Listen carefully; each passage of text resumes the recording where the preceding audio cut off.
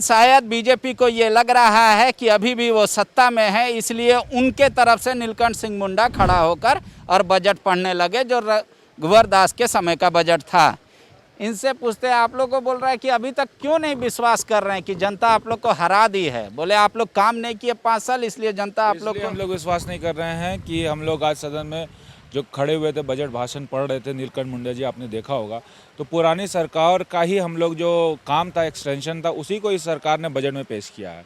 तो जब पुरानी सरकार की कामों को इस सरकार में बजट पेश करेगी वर्तमान की जेएमएम सरकार, तो हम लोग अपने ही सत्ता पक्ष विपक्ष के लोग खड़े होकर अपना ही भाषण पढ़ेंगे, अपने ही अध्यक्ष चुनेंगे, अपने ही वित्त मंत्री चुनेंगे। जब कोई फर्क ही नहीं है बजट में, तो फिर दूसरों का बजट सुनने का इसलिए भी तो बधाई दे दीजिए कि आपके काम को आगे बढ़ा रहे हैं हेमंत सोरेन। निश्चित तौर पर मैं तो बधाई देता हूं कि हमारे ही काम की बदौलत आज 1 साल उन्होंने काट लिया, आने वाला 4 साल भी काटेंगे, क्योंकि वो करने वाले तो कुछ है नहीं।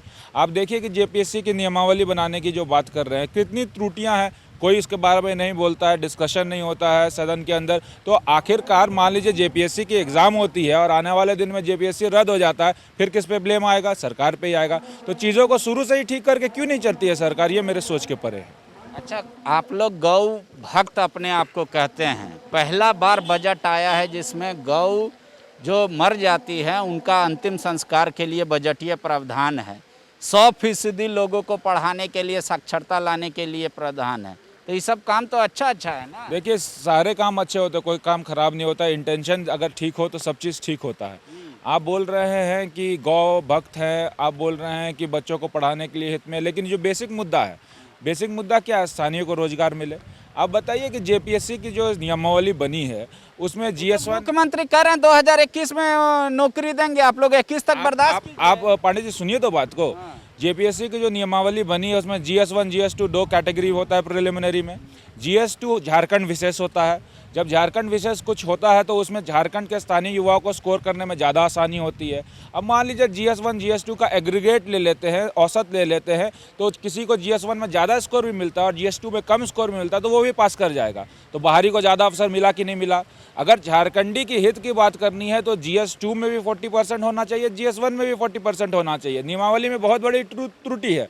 सरकार की मंशा है स्थानीय को रोजगार दे, कैसे देंगी? जब जीएस1 जीएस2 की ये त्रुटि को ठीक करेंगे तब तो। और कब ये कह रहे हैं कि दिखावे के लिए आप कह रहे हैं कि स्थानीय को रोजगार दें? नियमावली दिखावे के लिए बनी है, आई वॉश के लिए बनी है। आने वाले दिन में फिर से नियुक्तियां होंगी, फिर हाई कोर्ट जाएगा और युवाओं का जो भविष्य है वो अधर में अटका रह जाएगा।